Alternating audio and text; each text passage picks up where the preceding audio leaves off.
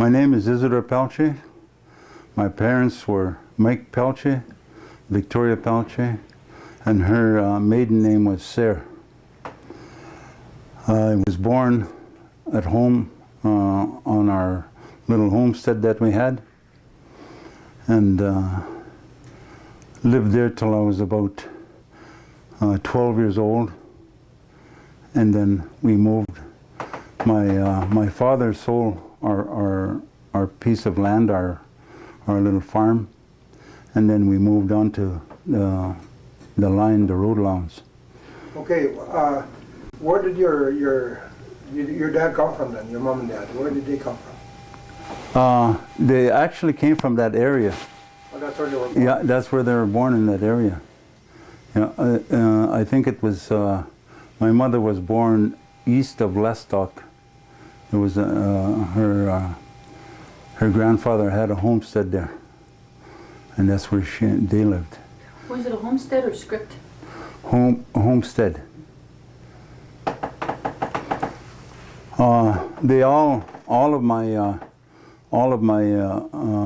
grandfather, my grandmother, all received the script, and but they sold her land. My grandmother sold her land for a team of horses and a wagon. That was 160 acres, I think, that they got. Everybody got the same amount. And then from there we lived on that. It was called the Chicago line. We lived there for about 3 years, I guess, 3-4 years. We lived in that thing.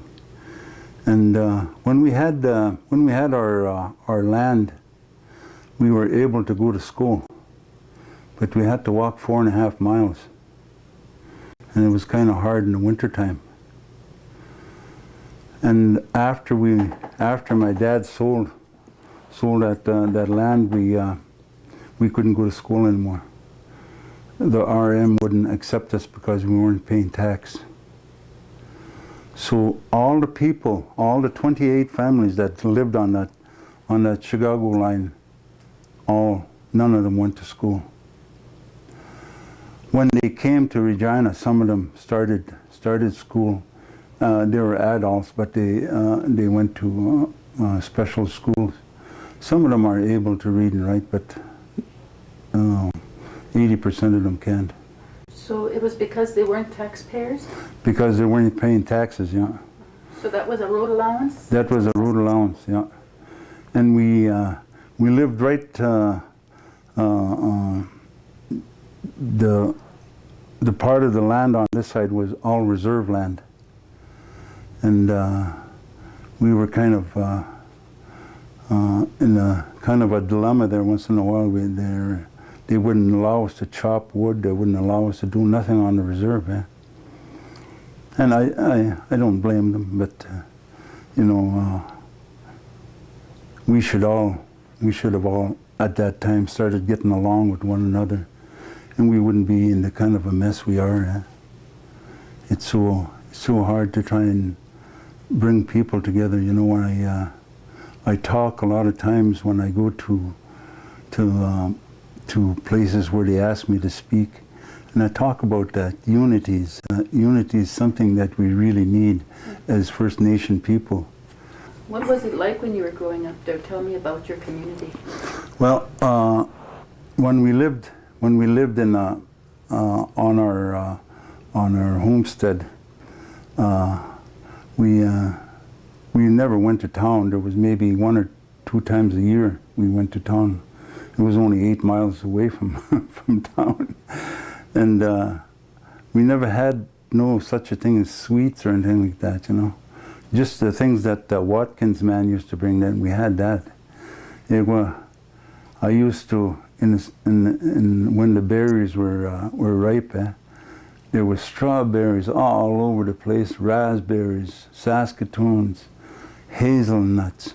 We had everything in that little old piece of land that we had. We would go pick hazelnuts, put them in a gunny sack and, you know, let them dry out first and put them in a gunny sack and walk on them, you know. And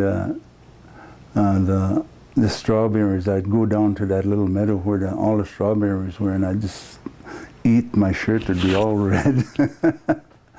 It was so, I don't know, I was a loner, like the other kids never played with me already. I was big. You come from a big family? Well, no, there's only 5 of us. What were their names? There's Tony, Mike, Alfred, and Elmer. And my sister was Mary. Mm-hmm. She passed on 1973, I think it was, that she passed on. Mm-hmm. Yeah, and then we had about 25 head of horses, and I don't know, about 20 head of cattle. And we used to, you know, milk the cows, and people would come from the line and come and get, you know, little stuff that we had. And we lived good while my grandfather was living, because he was the one that looked after everything. The leader. Yeah, he's the leader. After he passed away, my dad just said, "No, we'll sell our land." We moved into this little log house, and the roof was sod. About 2 or 3 hours after the rain, we'd still be raining inside. We never thought nothing of it. We thought, this is life, And we never had no problems like the kids around that area. As I told you, you know, there was no problem. Sometimes a kid would go and steal something, and everybody would talk about it, you know. And they talk about it openly because they wanted them people to know that, you know, that stopped them. Mm-hmm. There never was a stabbing, shooting. You know, there was sometimes they had a fight. You know, when they get together, you know, and not that much drinking. And then they have that little fight, and then they shake hands, it'd be all right. There was some of the leaders there that, you know, they kind of laid down the law, you know.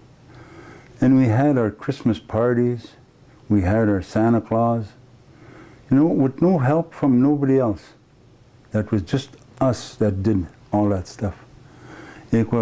Fiddle dances, hey. We had, there were certain people that had big houses, and those ones would let their house go to have a dance. Pekana was Nerber LaFontaine. He was an elder. He was an old man. And then he'd open his house on Sundays, and that's where we would have our services. Mm-hmm. The priest would come there and he'd say the mass, and we used to laugh because we heard the old people talking about that. He drink too much wine as a priest. They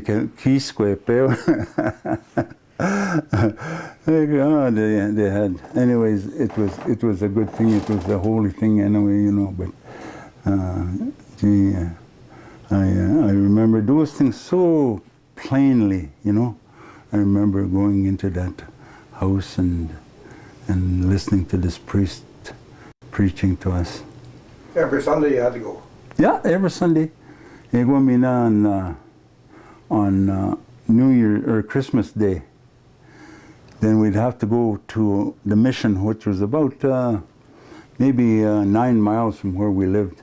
We have to go there for that services. I remember just crying how cold my feet were. We'd be riding in a cutter. Yeah, oh, it was so nice. Yeah, there's so, you know, we lived good when we had our little piece of land, and But I don't know what happened to my dad. He kind of gave up everything when the old man passed away. We had no horses. We had about 6 head of horses, and the problem we used to have is to feed these horses in the wintertime. My dad would have to go around making deals with the reserve people, you know. And we had lots of good friends. We had relations right in that reserve, and you know, we'd always have enough feed for our horses. Like when, you know, his little barns and houses that were that my dad paid $6, I think, for this little log house from this Jack Pelletier. It was Jack Pelletier's house. So my dad said, "Well, move down over there." He said we had moved from where our land was. Just across the road, there was a Ernest LaFontaine, the one I was telling you, that he had built a house there. And we moved from our good house where we had shingles and everything there. We moved from there, we moved into that little house. Must have been hard on your mom, huh? Oh my. You know, we had to haul the water from wells, and sometimes we'd go to the well and then people wouldn't want us to get water, you know. We survived with snow and ice and stuff like that. You know, but it was so hard. Like I remember one time when my mom told me and my sister, "Now don't you kids go nowhere." So we used to listen real good, but this time I don't know what happened. We started walking. We started walking down this road, and we must have went about a mile, I guess. And all of a sudden, I hear that horse coming. You know, horseback rider coming. Here it was my mom. Had this big long switch. Oh, she made us run all the way home, and she would whip us once in a while. But you know, that was a way to get to you, you know, to make you understand. Heck, see, we never ever strayed from the house again. And I remember looking after my little brothers. My little brother, the one that's Elmer, his name is. And you know, when my mom would go out, she'd go out looking for the horses, Heck, well, she'd be gone on horseback. And the baby was nursing. And then sometimes she'd be gone quite a while, you know, maybe 3-4 hours. And when this little guy would start getting hungry. And my God, I had nothing to give this kid. So I took this little piece of white rag, I filled it up with sugar, and I tied it up. Holy smokers, last everybody was doing that. I think everybody done that. Yeah. I remember my mom doing that same thing. Yeah. Yeah. Wonder we're diabetic. Yeah, it was a very hard life. These people that were running away from the army, you know, running away, they didn't want to have nothing to do with it. Mostly Moniasak away. And my God, they'd come to the house, you know, and they'd be coming asking for food. And I remember my mom used to always give them. You always know what they wanted, then she'd give it to them. But there were so many of them. That railroad track is Touchwood was only 4 miles away, and that's where they were riding those rails. Oh yeah. Yeah. And then they'd stop off and I guess want to have a rest or something. But I remember so clearly. Sometimes we'd see them. Everybody would take off into the into the other room. But it was. Did people live quite close together in that on that line? Oh yeah, they lived. I would say the furthest they lived apart was maybe a mile. But as they got married, say the old people would have their house and the main house home. They'd build right, kind of a little cluster of buildings. The LaFontaines, they had some of their daughters got married, and they had them two. They had kind of a little cluster of buildings. Yeah, it was a very had the government bought some land, like they were selling that reserve land right and left. They had, I think that the reserve went about almost 30 miles long. And they started from that end and they came and sold it right to Lestock. That's where it stops now, in Lestock. And they sold all that land, Muskogans. But there was only, I seen that book that they had, there's a big book on that reserve. And they only had 130 people living on that thing, on that reserve. And it was huge. It's Muskogee. Yeah. Well, if you go and chop a picket or dry wood for a fire, right away them people knew they'd get out and get the farmer instructor to come and straighten us out. Well, I couldn't believe that the way we, how much land they had, and us just trying to survive over here. Yeah. How many families were Métis families on? When we went to Green Lake, there was 28 families. I think there was 1 or 2 families that didn't live in that Chicago line. What were the family names?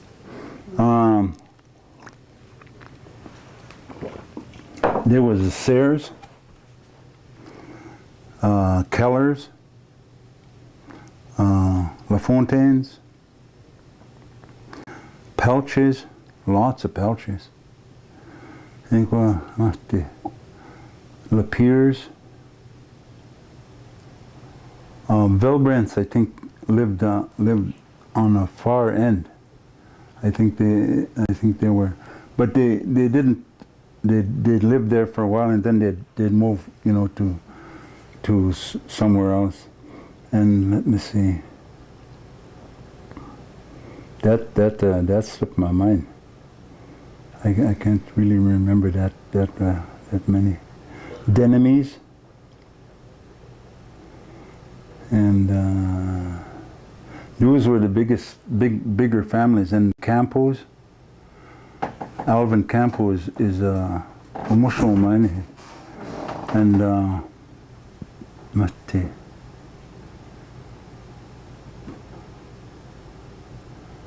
Oh, I can't remember. But anyways, out of those families, my uncle was one that had a homestead there for a very long time,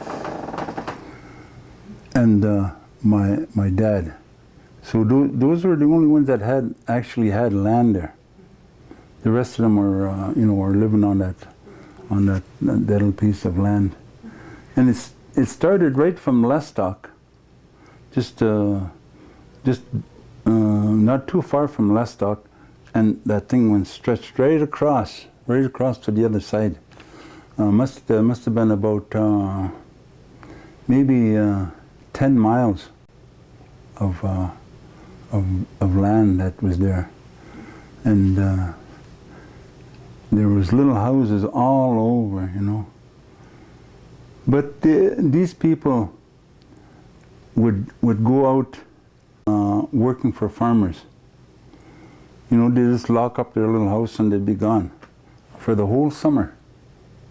Picking roots? Picking roots, trashing, and chopping bush and all kinds of things. And we used to come back, my dad used to always make enough for 10 bags of flour. That's what we had. That was our little stash. And with the 10 bags of flour, we'd be all right through the winter. Like when me and my dad would hunt deer When we need trap, there was trapping, we could trap there too. And like mink and muskrat and stuff like that. And we made such a good, it was, gardens? oh yeah. The only two things, turnips and potatoes. Oh my. And I would be the one out there hoeing, and this whole hoe was so heavy, you know. And I looked after, in the mornings I would be the one to get up and make a fire, and then I'd go out and I'd go and feed the horses, and I'd go and water the horses. And I remember that so clearly, and I'd be talking to the horses, you know, like I had really nobody to be with me. That's the way I used to spend my time. And there was never any argument, because I knew that was my job. Yeah, and then when I come in, the water would be boiling and the house would be nice and warm.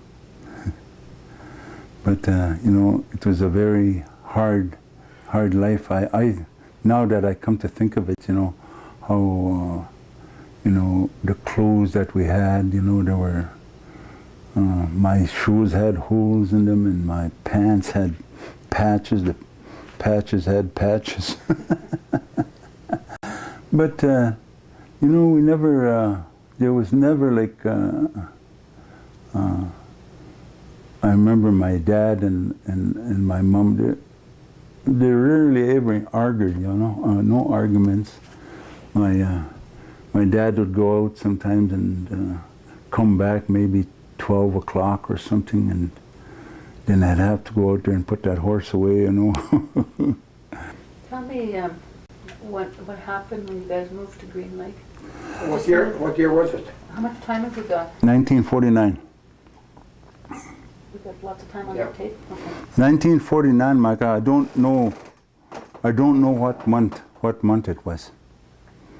But I know when we came back, it was before harvest.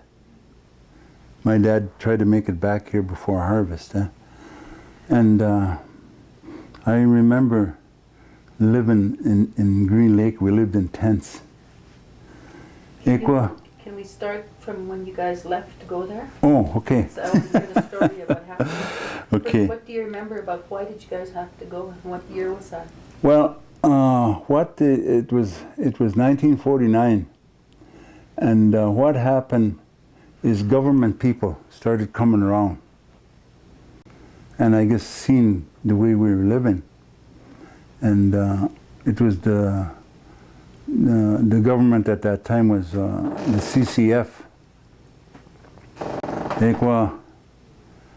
I remember them asking the heads, like there was heads of, you know, like people that they weren't right out called the leaders, but they were the ones that they went to when there was something happening. They sent one guy along with the LaFontaines. There was Albert LaFontaine was the one that was initiating all this stuff. His brother Norman was the one that was going around talking, because he came in. We met those peoples, yeah, all the people that were there. I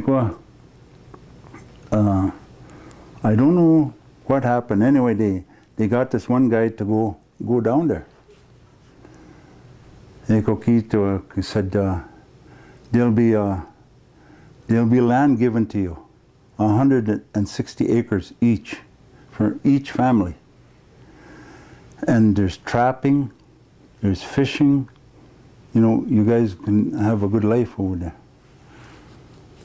I remember that my mom was, she was packing up, she was crying, she didn't want to go, And, but my dad was kind of one of the leaders, so I guess he accepted it.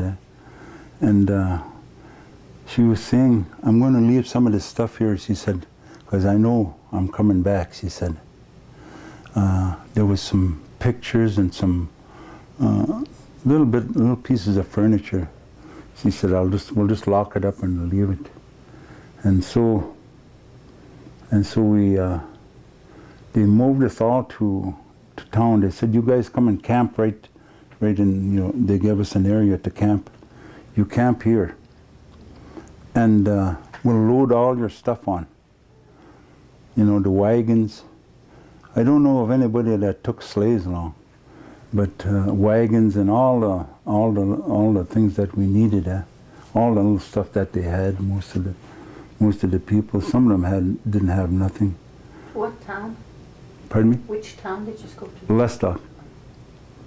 And I remember it took us a couple of days to get everything all ready, and then they loaded us on. I remember we all got into these. They had big coaches, and then they had stock cars and in places. On the train? Yeah. Oh. Yeah, they had all these things. That train was a fairly long train. It was 28 families. They were. Well, we were sitting there, and I was looking this way, and I said, "Holy smokers, something is on fire over there." And then you'd see another place, and hear that Norman LaFontaine was burning all our houses down. It was Norman? Yeah, they burnt the whole works. Oh, you could just see just black smoke, And my mom was just crying, and well, what could you say, Oh, don't worry, my dad said, well, we'll make a good place over there. So then we left. And we would stop every once in a while and they'd let the people exercise, and and I remember we pulled into Meadow Lake. And they said, this is the place you guys are going to have to travel by wagon now to the rest of the way. I used to know Green Lake at that time. They used to, the swamp areas, they had those logs laying across like this. Yeah. But you guys will stay here for a couple of days, he said, and then you can go. So, wow, they were feeding us, They had all kinds of food. And I remember, me as a kid, I was always curious going around and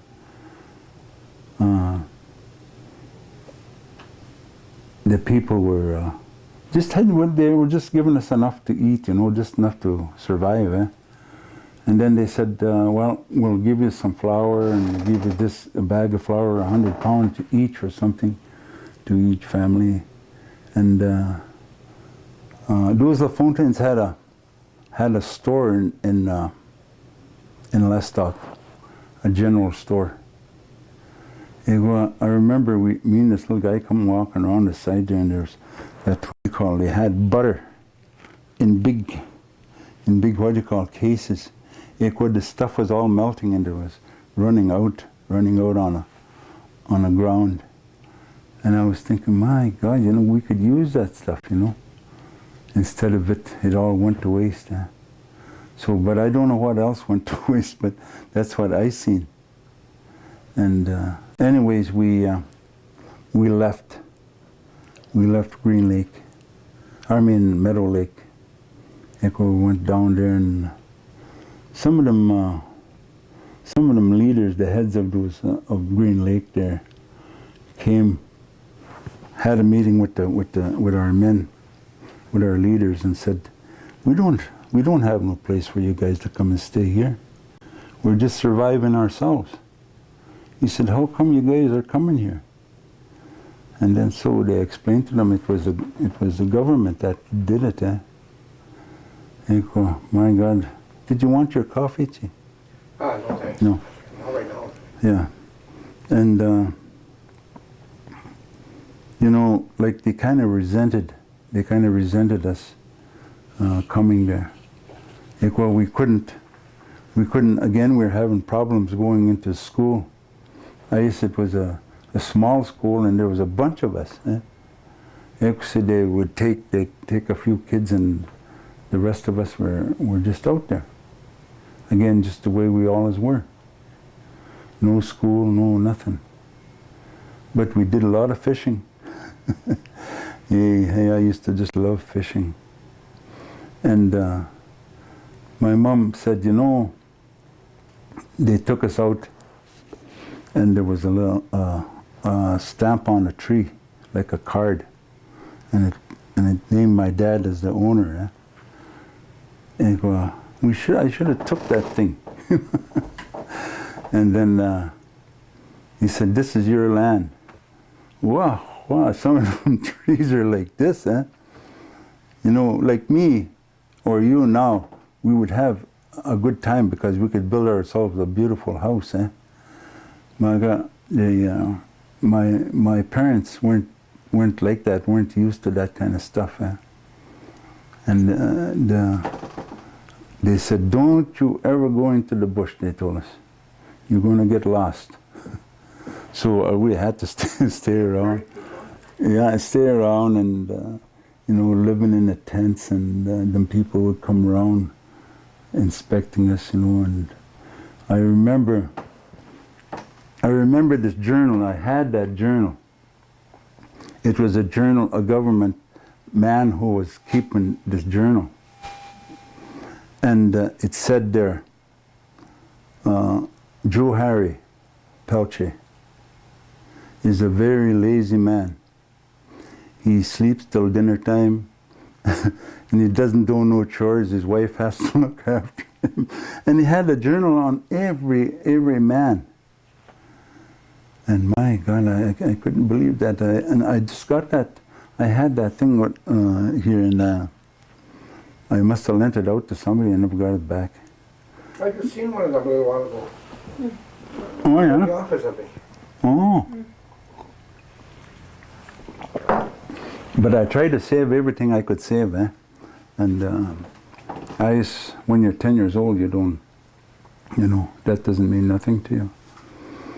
So, you know, my dad said, we have to go back. We'll never make a living here. Our credit was running out at what do you call it? At Hudson's Bay. And so he said, I'll go get 50 pounds of flour and some lard.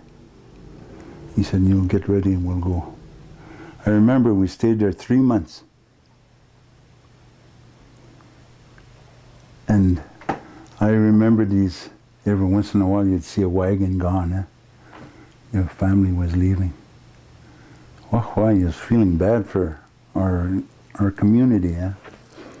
And they were, every once in a while they were gone. And so we left about, I forget what month that was, but it was just before harvest. My dad said we have to get back to make some money for the winter. Actually, we left. And I remember the horses. They had big open sores like this from those horse flies, you know. Oh, my dad didn't know what to do with them. So he got this axle grease and he put it all over them horse, on their legs, and on top of their tail, you know. And then they had that muzzle. But we made it back. You came all the way from Green Lake back to... Yeah. I remember all the way we were harassed, all the way as we were coming, you know. Ugimonia would take our horses. We always had them hobbled, you know, so they wouldn't go too far, eh? They'd come and take those horses and impound them. When my dad never had that much money. I don't know how much money he must have had. But I remember him paying $16 to get his horses out. In them days, $16 is a lot of money. And they said, well, the $16 is for looking after the horses. And he said that you people are letting your horses, you know, just run loose. So I remember that happened about 3 times.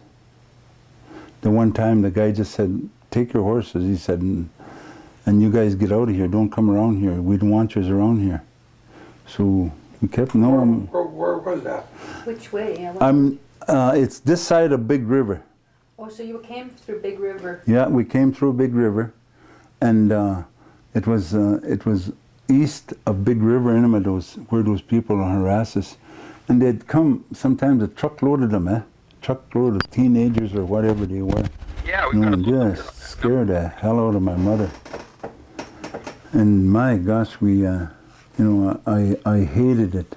Now, this LaFontaine, who was he working with? Was he working with government, this Albert LaFontaine? He was working at the CCF, Tommy Douglas's group. And they were all working, like they all had jobs from the government. And what was their reason? I mean, when they came, why did they decide they wanted to move this out? They,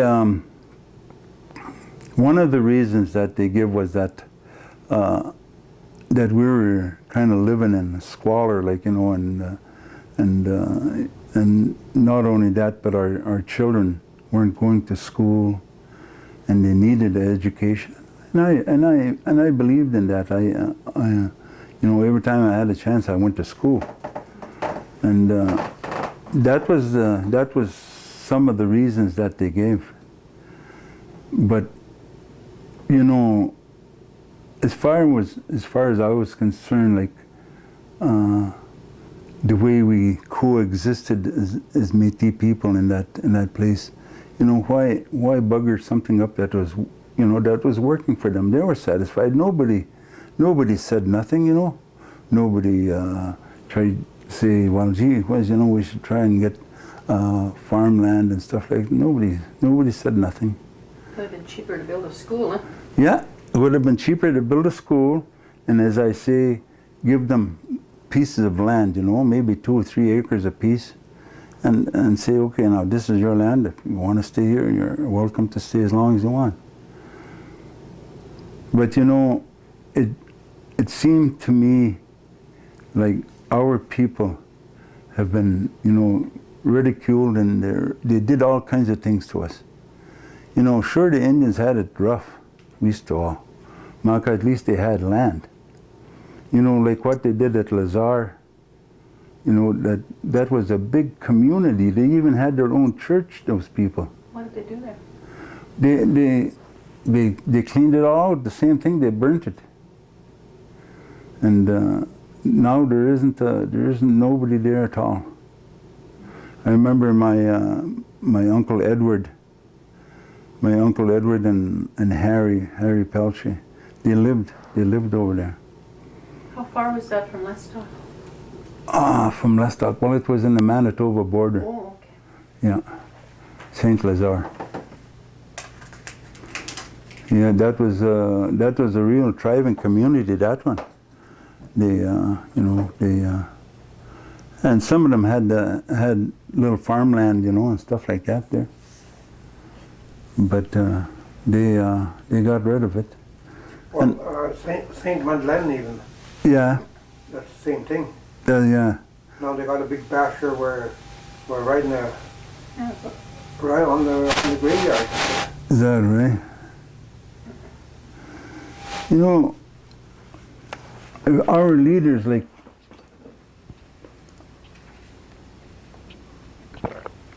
if our leaders would have made some kind of an effort to get land, you know, I think we'd have been all right, because we would have built up, like we'd buy a little more land, you know, and we had good working men, people that weren't lazy, you know, because my God, I remember all those guys from that Chicago line. They were all gone in the summer. All gone in the summer, and then they'd come home in the fall and started living. You know, it was such a nice thing, and you know everybody, you know, and it was. How did the people feel? Like, I mean, you're telling me that you're saying, you know, Norman burned the houses down and stuff. Did the people blame them, like the LaFontaines, or did they know that government was behind this? How did they knew about what do you call Albert. They knew that he was working with the government to get rid of the people out of there, you know. And he worked so hard, you know, coming to Regina and... he was working for better conditions, eh? Well, he was, I guess, working for better conditions. But the thing is, while he was working for better conditions, he was selling his people out there. You know, and my God, I remember a lot of times when the heads of the of that community of Chicago line there would go and have meetings with them, you know, the LaFontaines, and you know, I don't know if anything ever happened because you know, even if a letter came, there was only about 3 or 4 people on that Chicago line that could read.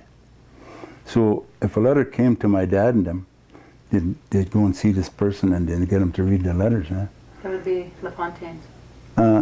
No, no. It was my Aunt Margaret was one of the people that could read, and Mrs. LaFontaine was another one, and there was one by the name of Henry Pelletier. They called him Henry Hunt after, I don't know, but he was a Pelletier. And those people were the ones that could read. Eh? And, you know, having people that, taking people to a meeting and handing out literature and stuff like that to people who can read or write, you know, you may as well hand them a blank piece of paper because what you know, they don't understand that. You know, people should have they should have had people to sit down with these people and tell them what all these things were. But as they were, it was bucking in them. They didn't know what was going on, what was ahead, and what these guys were trying to do. In that Green Lake land, it was a 100-year lease. So I still got, I think it's 49 years that I still have. I could, you know, I could have put a claim on that. But I tried to talk to the mayor of Green Lake, Rod Bishop.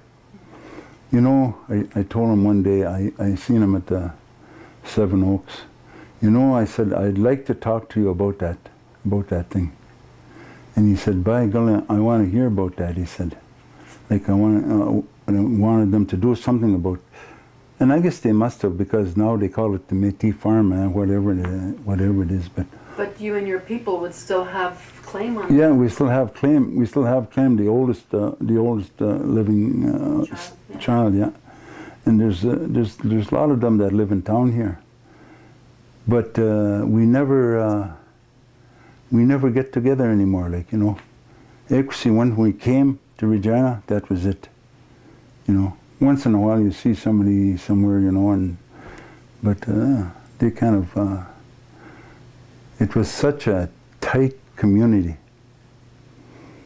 They watched one another's houses, and anything that, you know, it was like it was they policed their own selves. You know, there was.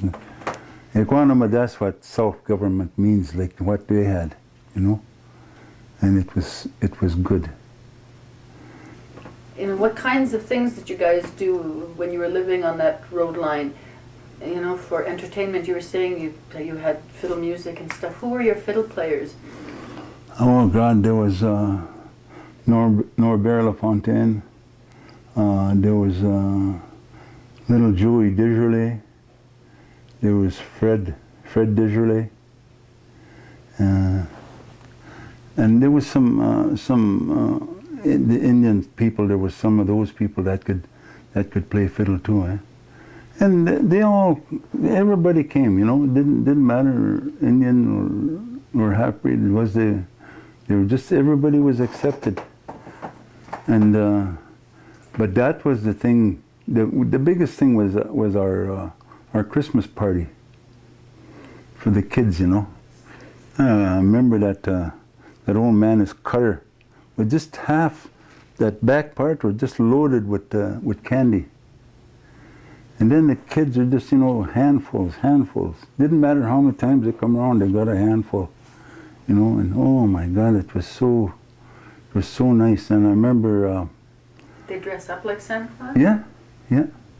And this guy was Joe Harry that used to. He was a little short, chubby guy, you know. So they dressed him up as Santa Claus. Joe Harvey. Joe Harry. Oh. Yeah.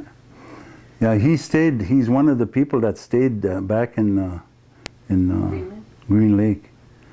There was two families that stayed back there. Now, I don't know what the other family's name was, but there were two families that stayed back.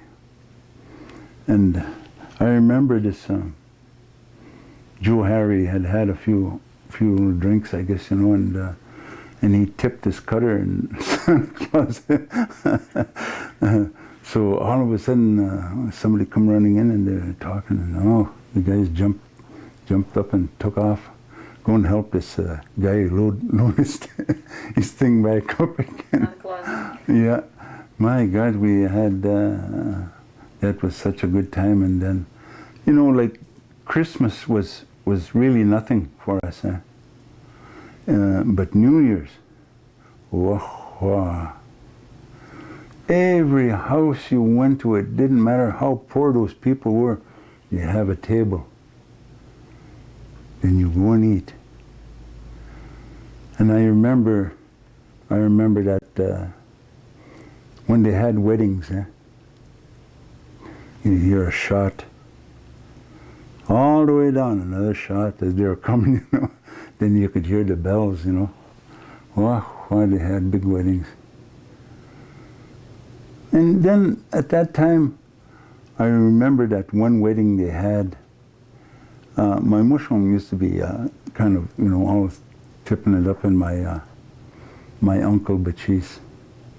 So they had the wedding right in my Uncle Bachis's house. It was a big house. And them old guys, the ones that were drinking, they sent them downstairs in the cellar. They had a lamp there and all the drink I guess they wanted. I remember they said, send a little boy down here, we want him to help us. So I was the one that went down there and I would be pouring this stuff in. Bartender. What was it they drank? They drank mostly homebrew. La Piquette? Yeah. They drink that and then some beer sometimes, you know. They never had that much money, but. Did they call it La Piquette? No, they never called it. I forget what the heck they called it. Because they used to kind of have their own names for it in different places. Oh yeah. I just wanted to know what the name Yeah, no, I don't know. I forget what they called it. We didn't really pay too much attention to that. But Do you know what they made it with?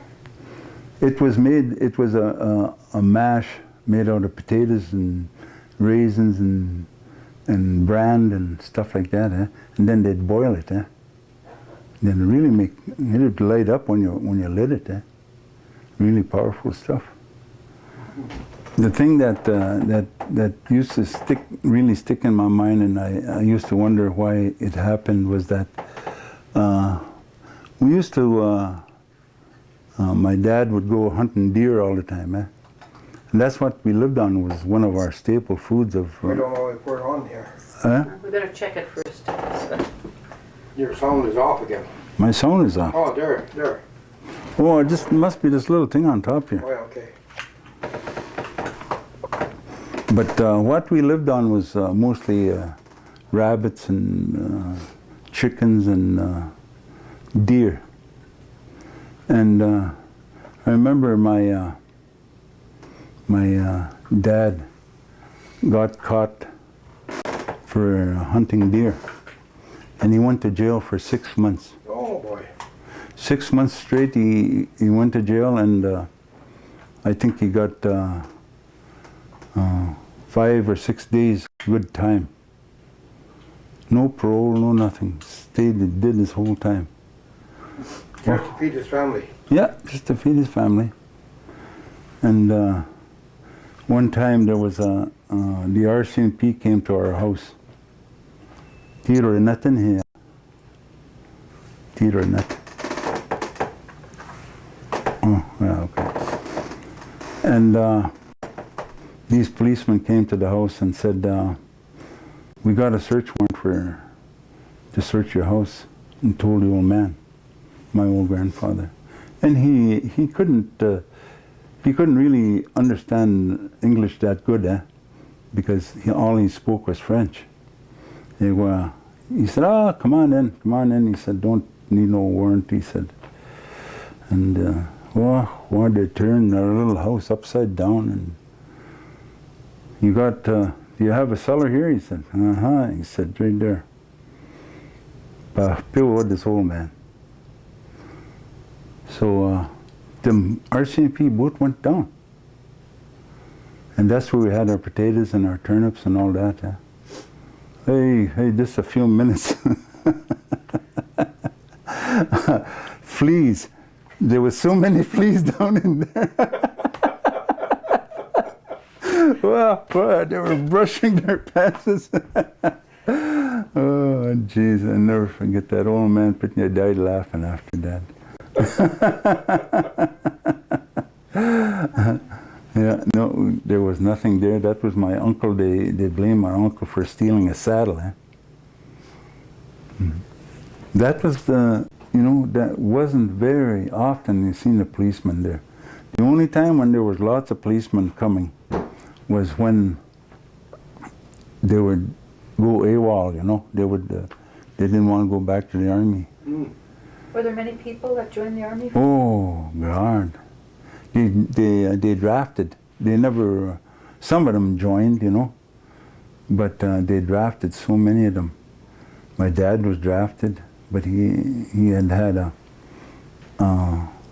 something wrong with his leg there, so they never took him. And then, of course, there was there was Fred Keller. He was a Moniash that one. He was married to my aunt.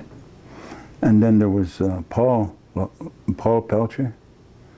And then there was those guys went to, in 42 they went to, and then again they went twice. They went twice to in the front lines. Yeah, and like when there was anything to do like that, there were always our people were, would join in, But the way the government treats us, I sat on the board with the NDP, and one day they asked me if I wanted to say something. I said, yeah, I want to say something. I started telling them about what they did to us in Green Lake, not in depth as I did to you, but I told them what our illustrious leader Tommy Douglas done to us. What did they say to you then? Some of them didn't believe. Some of them didn't believe. That guy said, I've been an NDP for a long time, he said, and I never ever heard of that. See, I say they're kind of denying it, And I said, if you go to the archives, I said, in Regina here, I said, you'll see a lot of it. Even pictures of the people that were on that train, They have those. They have pictures there? Yeah. They have. They took a picture of these young people in that kind of like a little. It wasn't a party car, but it was a place where they could go and play. These kids. Young people. Car. Yeah, kind of like that. Yeah. Yeah. And the women did their own cooking on that train. like my, they had kitchens there, and my mom would go and cook food for us. But you know, it was fun for us going. But I felt, me too, like I felt bad about our houses, eh? And I was saying to my mom, where are we going to go now? I said, oh, our house is burnt down. Oh, don't worry, she said, we'll find a place. Yeah. And there was a guy by the name of Ben Campo. That's the one I was telling you, is Alvin's emotional man. He tried to start, another one down north of Lestock. Another road lounge. Yeah, another one. There was a big road lounge there, and that old man built a house there. He built a house there, and again, like you know, working, going out and working. He went out and worked, and be a son of a gun if those Moniashuk came there with bulldozers, and while he was gone, they bulldozed his house down. So that was the end of that Chicago line thing. Yeah. Boy, there was so many talented people, singers, you know, singers and violin players. Wow, they really, that one time I remember them bringing a banjo in along with the guitar and the fiddle. Oh, boy, that sounded good. What about jiggers? Jiggers. Oh, there were so many there. There was one woman who was called Jean Sayre. She was a Pelletier, Joe Harry Pelletier's daughter.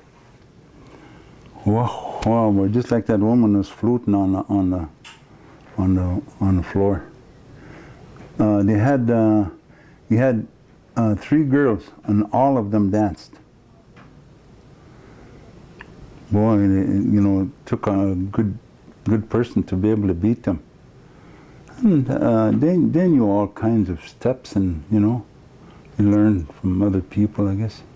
Well, are some of them still alive, or? The Mots, no. The only one I know that's still around here is Freddie Desjardins. Oh yeah. You know Fred? Yeah. I've seen him for years. No, I haven't seen him for years, but apparently he's still living in town here. And he knows those old dances, huh? Oh, you know, that guy could be jigging, and he'd take a match and light that match with the soul and still jigging. Oh boy. What would his family be to try and find him in town? His family. Gee whiz, you know, I don't think there's very many of those people living anymore. One of his brothers lived in Calgary, but I forget that guy's first name. But he was a little bald-headed guy, eh? Wow. I remember one time he was wanted by the policeman. They went to that house a few times, but he had a little hiding spot and they couldn't find it. So one day we were downtown at the Met Hotel, and geez, I seen this little woman walking. Wow, I was, who the heck, that little fat little legs. Here, that was this crazy little bugger dressed up as a woman. Had a wig on and everything. Holy God. Did you? They must have danced all kinds of different dances. Oh God, yeah. Yeah. They even had the Hungarians. Okay, that was our neighbors. Anyway, all Hungarians. Them Hungarians would come over when they heard there was going to be a dance. Them too, and you know what kind of music they play, huh? Like, and even those guys were playing, you know, and the people are still dancing to those things. Mm-hmm. Yeah, all kinds. But did you ever hear about the rabbit dance and Scarf dance. Gee, with the danse de crochet? no, I never heard of those ones. I wasn't. I was just a kid, and they wouldn't take me to, just when my uncle had dances in his house, and I remember going on the reserve there. They had a big house. These people, like what they had. I don't know. I don't know how that flooring was, but I'll tell you, when they started dancing, it was just dusty. Nobody paid no attention. They'd be gone outside and, just to cool off and have a drink of water. Wow. Do you have some good storytellers?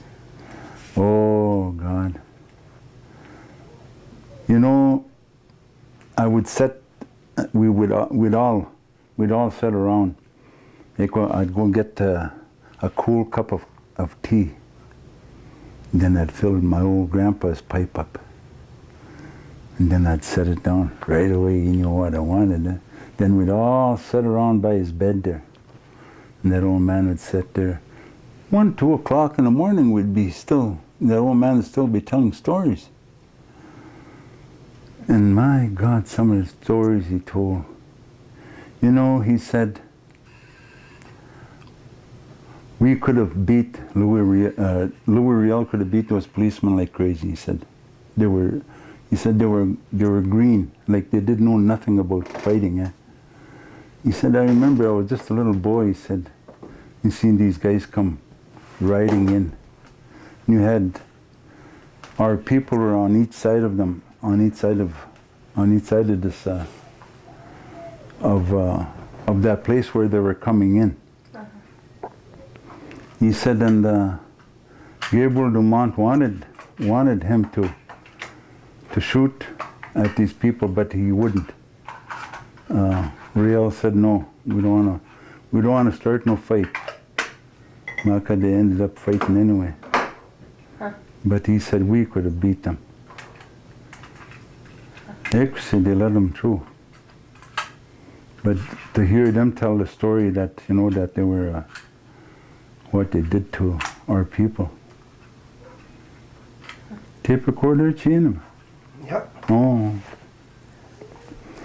Yeah, he told a story about, he said, one time, the Métis always traveled in a band. He said that we were down in this deep slough, and there was hills on the sides. All of a sudden you hear that things hitting in the water. There was some Indians on top of the hill were shooting bow and arrows at them. Yeah, and they were. Then they ran away. They ran to the main camp and went and told their people. He said, just in a few minutes, he said, those guys were all ready, and they just took right off after those Indians. I don't know what happened, he said, but we heard a lot of shooting going on. They must have killed them all. Must have been Sioux Indians, huh? Yeah, Sioux Indians. That's the one they always had trouble with. Ischinok. Ischinok, I mean, Patak, yeah. Pakunechanak.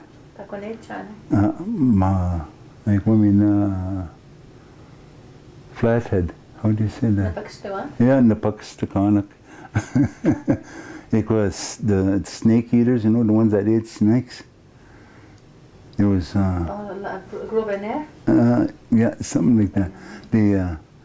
He said we pulled in and all over the place. He said, you see those old ladies sitting around waiting for these snakes, I guess. Oh, wow, he said it looked like really white meat. He said just like they had it dried, just like a chicken, he said.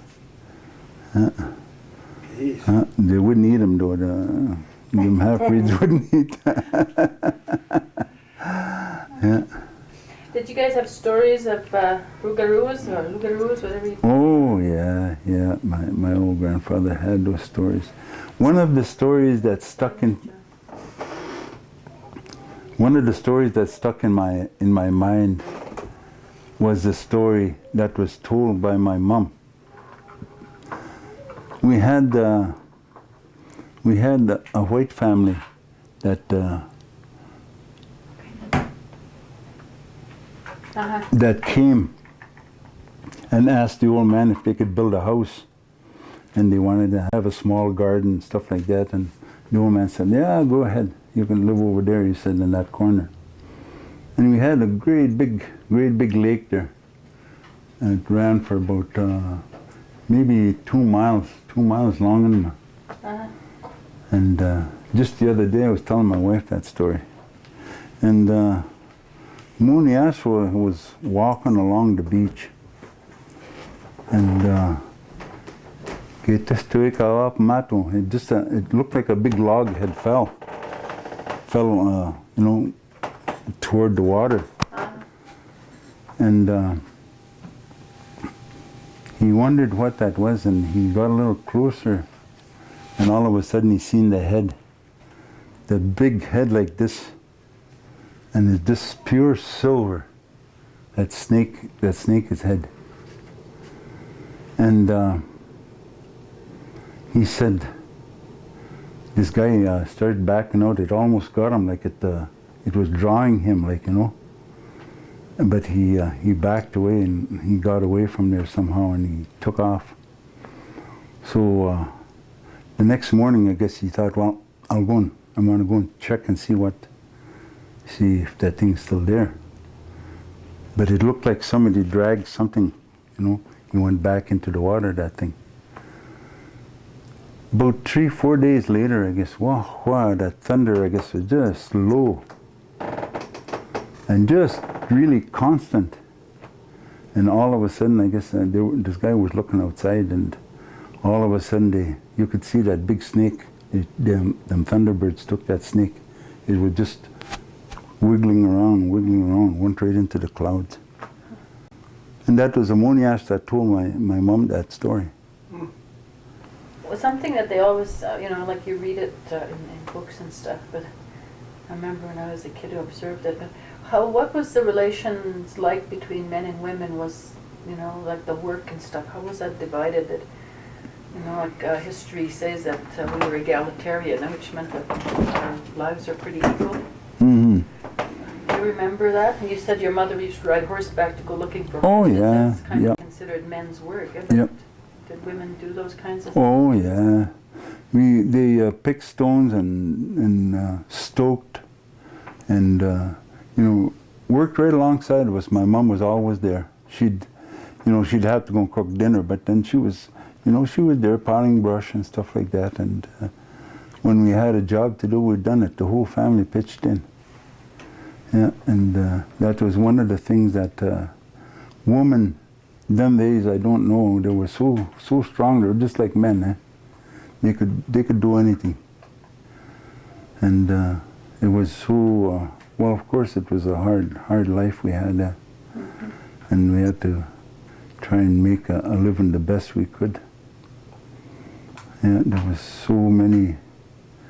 And all women, I never seen, there was one woman I know that, and the women used to say, oh, she's lazy, But I don't know if she was lazy or sick or what was wrong with her, but anyways, that one hardly worked, hardly did anything.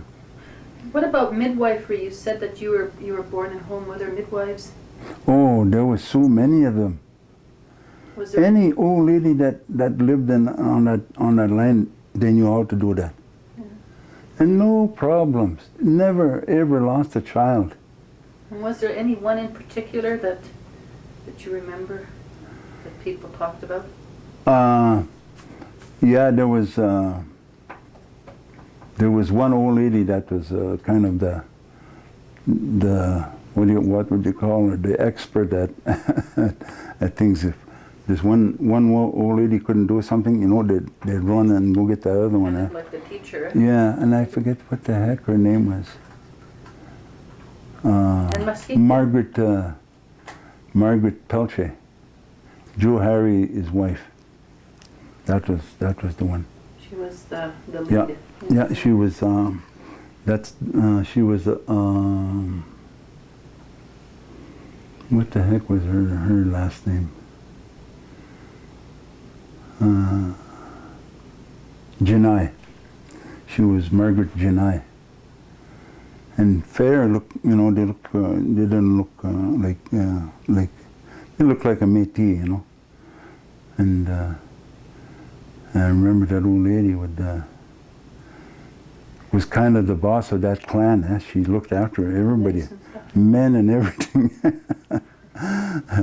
And did she pick medicines too, and did the rest of them pick? They knew medicines, you know, not extensively, but they knew what they needed. You didn't have to run to the doctor all the time. No, Yeah. no. I only remember going to a doctor one time. I was in the hospital, and I have a scar alongside of my head here. I got run over by a wagon. It wasn't a hit and run.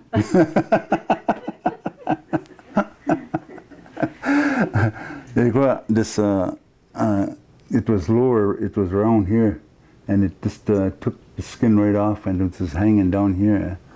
So I had to go to the hospital. It's the 72 stitches that time, I remember. Hey. That's a lot. Yeah, so anyways, going to the doctor was, most of the things that they went to the doctor or to the hospital for would be appendix, eh?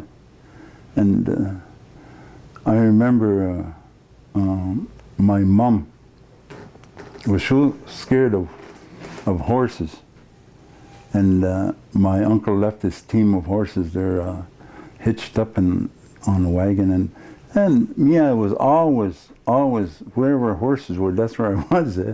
So I climbed up. I was sitting on top of the seat, and nice spring seat, and my mom come running out of the house and grabbed me and pulled me off. I jumped right on this bottle, and this orange crush bottle. You know how thick they used to be?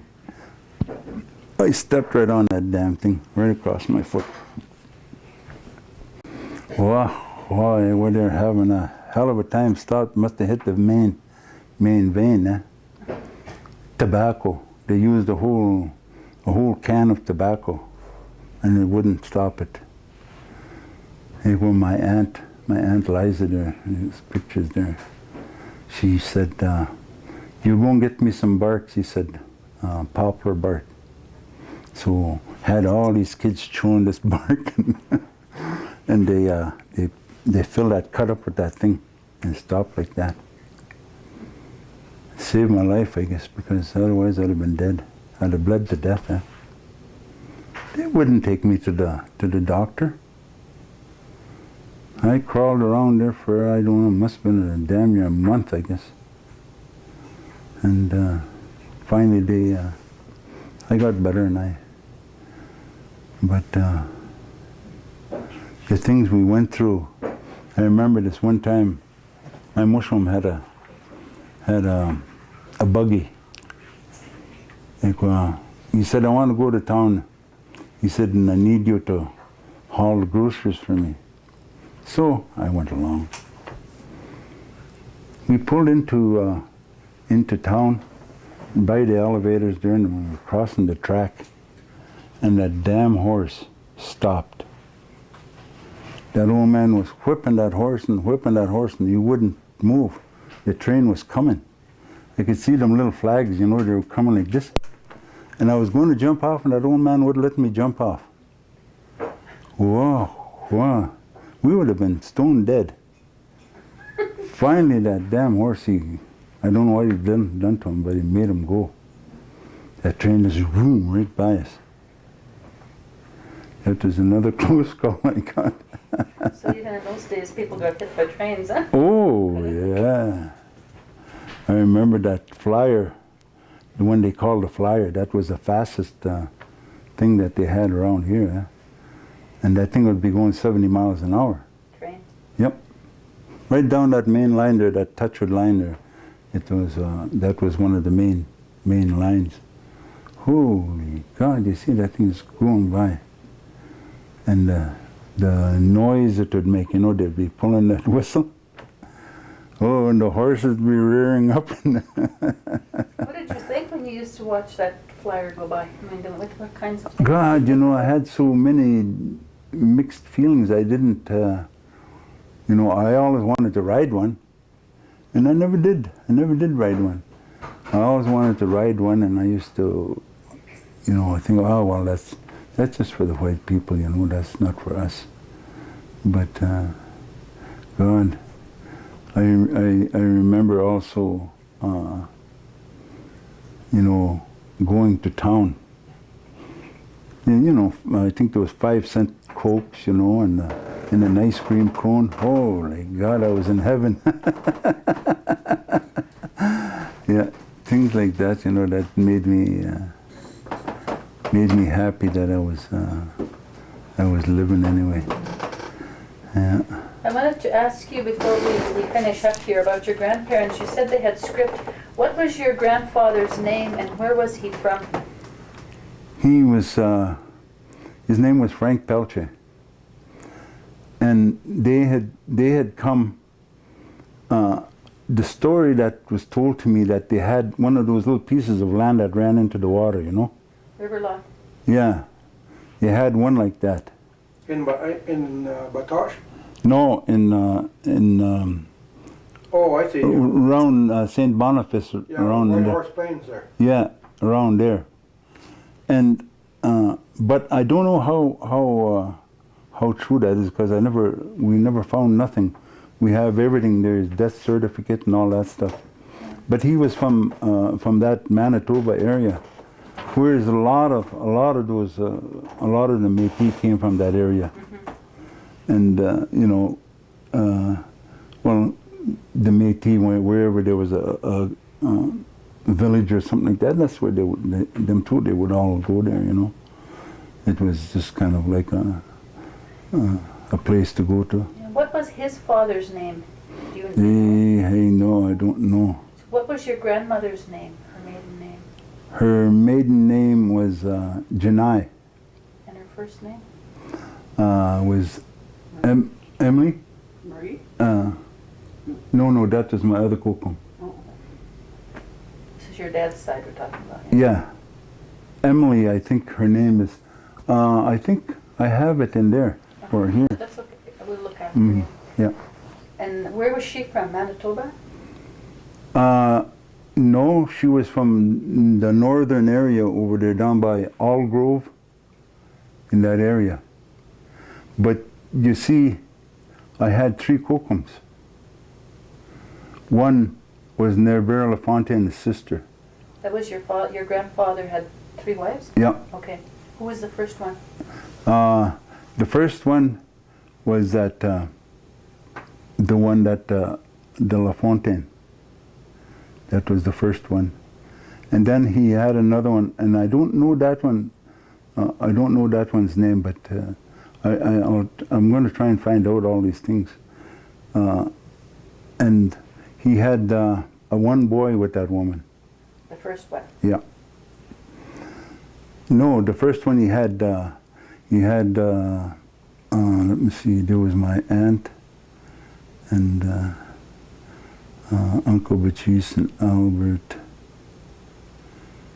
I think there was about four kids. From the first marriage? Yeah, from the first marriage. And then the next one, the next one was this man had a load of wood, and I guess there must have been logs or whatever, but he was tightening the thing, and all that wood came over on top of him, killed him. And then the old man took over that family, and that was Thomas. The one that they had out of that family was Thomas Pelletier. That one, his name was. And then this last one was just the three children, the 2 boys and a girl. And that was the Janai? Yeah. The last one? One of my uncles from the first family, his name was Albert Pelletier, and he never I never seen him. He never came around. He never came or lived around here at all, because he had gotten into a fight with Ammonias, and he killed him. And he ran into the States, and that's where he stayed. Where in the States? Was it in Montana? He was in Chinook, Montana. That was one of the places that he lived in, but I don't know, I don't know really, I couldn't, I tried to find out about them, but I couldn't, there's a lot of Pelletiers in the States, eh? Oh. Yeah.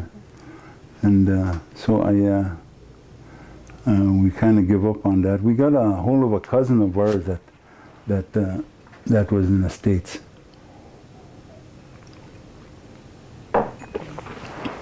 And they said there was two brothers, two Pelletiers, that came in the 1700s. And one of them settled in Montreal, and the other one came west. The one that settled in Montreal was involved with that big uprising that they had. The Métis had an uprising. I don't know if you know about that. Well, they had an uprising there, and what they did is they shipped a whole bunch of them to Maine in the States. And my old uncle was my grandfather was one of them that went over there. Oh, you're probably talking about the Civil War days. Yeah. That's. The war between the French and the English? Mm-hmm. Yeah, something. That's Yeah. They shipped a whole bunch of French people in from there. Yeah. That's. Yeah, that was the war between the French and the English. Yeah. Mm. Well, anyway, that's when that old guy got sent over there. And before my dad passed away, he got a letter from those people down there, and they told him we're having a big roundup of all the Pelletiers, and we'd like you to come, but he couldn't make it. Yeah. So So he married a native woman when he came here? Yeah. Yeah. Yeah. He married a Sioux Indian from. She was from that. Where all the Métis are in that. Not Belcourt or whatever they call it. Oh, Turtle Mountain? Yeah, the Turtle Mountain area there. He married a Sioux woman from there. Now I'm telling you who my you were asking me who that's where she was a Sioux Indian, and he married her, and then I guess that's where all these other kids start coming from. You were saying Chitès, you said he had a nickname? Chitès? Oh yeah, Chitens. Chitès. Now, was there lots of nicknames like that? Can you remember some of them? Oh yeah. what was yours? Mine, Sonny. Sonny. Yeah. But then now I have Indian names, huh? Yeah. But that's But years ago, old Métis, they had a lot of nicknames, and they were really beautiful names like Chitès. Yeah. Can you think of any others? Those old names? Chugalo. There was one Chugalo. What the heck? I know what that means. Chigalik. There was a woman that was called Chigalik, and then there was her daughter was named as Beamish, and her other daughter was the oldest one was named as Peep Peep. And what was? Oh, Chigurut. That was that family. Them people. That was their names. They gave these names to these kids, eh? Mm-hmm. And then, what the heck was there? Was some other ones we used to laugh on. Some of them were just ordinary names, like Cowboy. They'd call him because this guy was always riding and stuff like that. And they kind of put a name to that person as to what he did. Those kind of things. And the one guy, they called him Kimuchi Nas.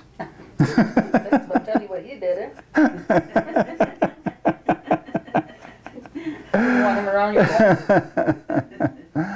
Yeah. You know, there's so many of them. Like my brother's name is Coyotes, because my dad used to hunt coyotes all the time. You know. With hounds? No, on horseback. Oh, yeah. And so this little guy got that name of Coyotes.